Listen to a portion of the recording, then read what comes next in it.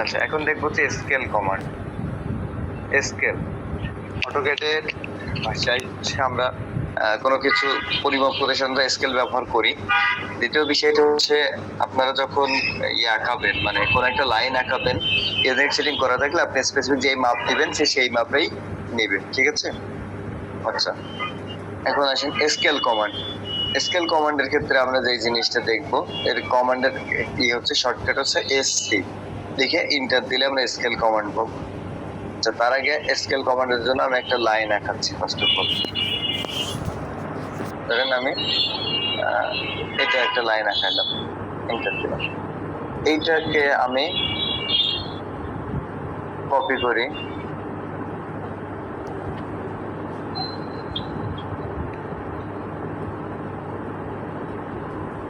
ওকে ডান। আমি সমদূরত্বে ধরেন কপি করেছি কয়েকটা, আর একটা লাইন এখানে নিচ্ছি।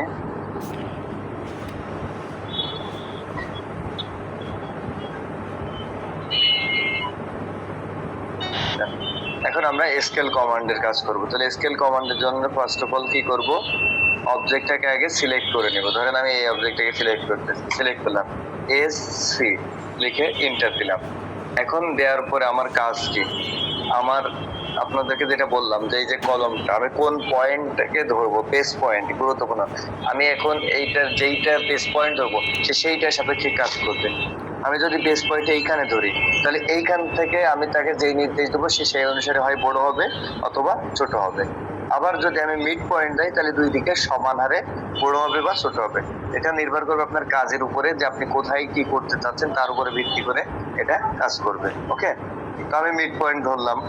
মিড পয়েন্ট ধরার পরে এখন হচ্ছে আমি কি করবো, আমার কিবোর্ড থেকে ভ্যালু দিব। আমি এটা যদি বড় করি, যেহেতু আমার এটা ছোট একটা অবজেক্ট ছিল, আমি এটাকে ধরেন বড় করব, কতটুকু বড় করব সেটা দিতে হবে। সেজন্য বড় করতে হলে আমার একের উপরের ভ্যালু দিতে হবে। এক মানে কি, সে সমান সমান। তাহলে আমি যদি 1.5 দেই, দেখেন 1.5 লিখলাম কিবোর্ডে, এন্টার, সেটা আগের তুলনায় 1.5 গুণ বড় হয়েছে।